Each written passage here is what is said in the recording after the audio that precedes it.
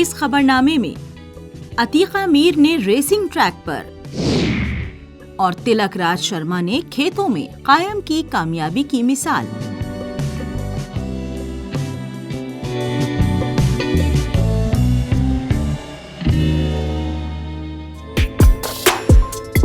श्रीनगर की 11 साला अतीका मीर आज हिंदुस्तानी मोटर स्पोर्ट्स का एक उभरता हुआ नाम बन चुकी हैं।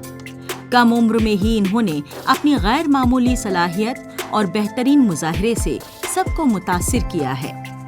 रेस ट्रैक पर इनका सफर जुनून, मेहनत और लगन की शानदार दास्तान है। अतीका की कामयाबियां आज कश्मीर के नौजवानों और खास तौर पर लड़कियों के लिए हौसले का सबब बन रही हैं। उनके बढ़ते कदम एक बड़े मुस्तकबिल की निशानदेही कर रहे हैं।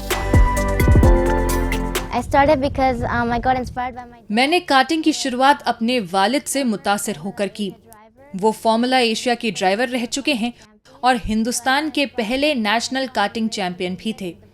उन्हें दुबई में रेस करते देखकर मुझे भी यही रास्ता चुनने की प्रेरणा मिली।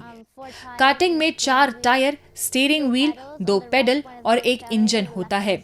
मकसद गाड़ी को मुमकिन हद तक तेज रफ्तार से चलाना होता है। सबसे अच्छी बात यह है कि रेसिंग बेहद मजेदार होती है, खास तौर पर जब आप पूरी तरह तैयार और तेज हो।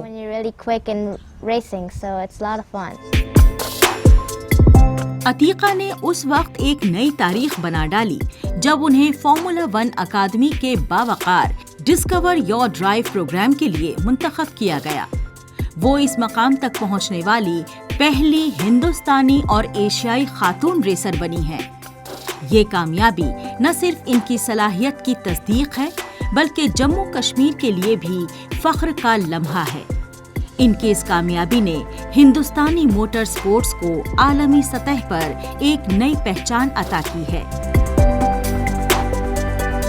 अतीका ने कुछ चीज़ें ऐसी की हैं जो मोटर स्पोर्ट में वर्ल्ड वाइड देखने को नहीं मिली हैं।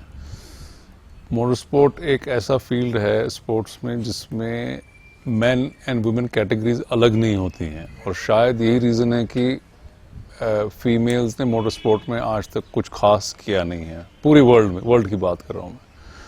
और जो अतीका कर रही है इस वक्त, दैट इज़ हिस्टोरिक, ऐतिहासिक कह सकते हैं आप इसको, क्योंकि वो मेंस के ग्रिड पे जाके उनको बीट कर रही है, और इंडिया में नहीं, एशिया में नहीं, यूरोप में कर रही है, जो कि वर्ल्ड की सबसे मुश्किल कैटेगरी है रेसिंग में। मोटर स्पोर्ट्स को अक्सर मर्दाना खेल के तौर पर देखा जाता है, लेकिन अतीका मीर इस तसव्वुर को बदल रही हैं। इन्होंने साबित कर दिया है कि अगर हौसले बुलंद हों तो कोई भी मंजिल दूर नहीं होती। इनकी कामयाबी ये पैगाम देती है कि लड़कियां भी हर मैदान में बराबरी का मुकाबला कर सकती हैं। आज अतीका की दास्तान हजारों लड़कियों को अपने ख्वाबों का पीछा करने की तरगीब दे रही है। I think I inspire them by doing well and trying my best. मुझे लगता है कि मैं अपनी मेहनत और बेहतर कारगुजारी से दूसरों को इंस्पायर करती हूँ। मेरा पैगाम है कि कभी हिम्मत मत हारिए, कोशिश जारी रखिए और सही मौके का सब्र से इंतजार कीजिए। एक दिन कामयाबी जरूर मिलती है। कार्टिंग सिर्फ लड़कों का खेल नहीं है, लड़कियां भी इसमें बेहतरीन कर सकती हैं।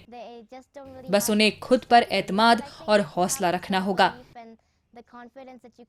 कार्टिंग उन चंद फिजिकल खेलों में से है जहां मर्द और ख्वातीन साथ साथ मुकाबला करते हैं। इसीलिए जिस्मानी फिटनेस भी बेहद अहम है। In the world where men and women compete together, so yeah, I think the physical part is really important. साल 2021 में बम्बिनो कैटेगरी से शुरू हुआ अतीका का सफर अब आलमी पहचान की जानिब तेजी से बढ़ रहा है। हर नई रेस के साथ वो एक नया मकाम हासिल कर रही हैं और अपने नाम कई कामयाबियां दर्ज कर रही हैं।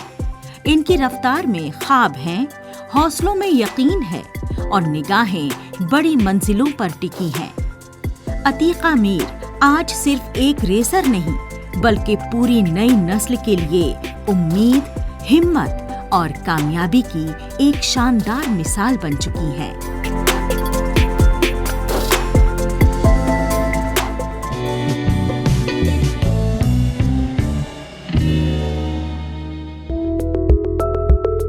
राजौरी के सरहदी और पहाड़ी इलाके ढांगरी में एक ऐसा काश्तकार रहता है जिसने अपनी मेहनत और लगन से ज़िराअत को कामयाबी की नई बुलंदियों तक पहुंचाया है। तिलक राज शर्मा गुज़िश्ता कई दहाइयों से काश्तकारी से वाबस्ता है। इन्होंने रिवायती खेती के साथ साथ बागबानी और ऑर्गेनिक फार्मिंग को भी अपनाया। आज इनका नाम इलाके के कामयाब और तरक्की पसंद काश्तकारों में शुमार किया जाता है।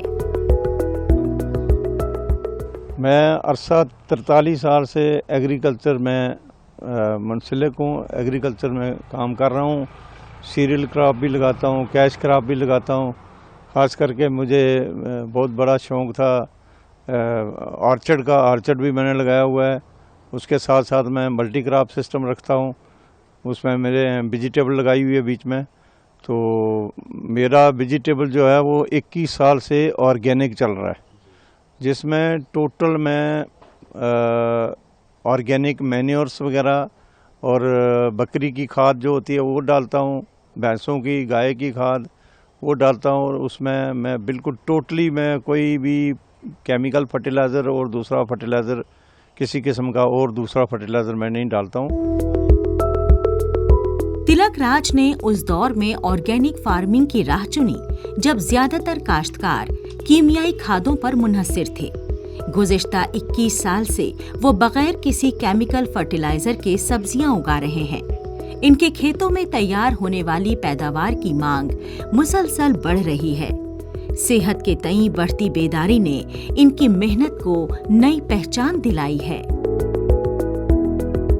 का ऑपरेशन ये है कि मैं तो ये कहूँगा कि शुरू से एग्रीकल्चर के साथ मैं जुड़ा रहा, हॉर्टिकल्चर के साथ जुड़ा रहा।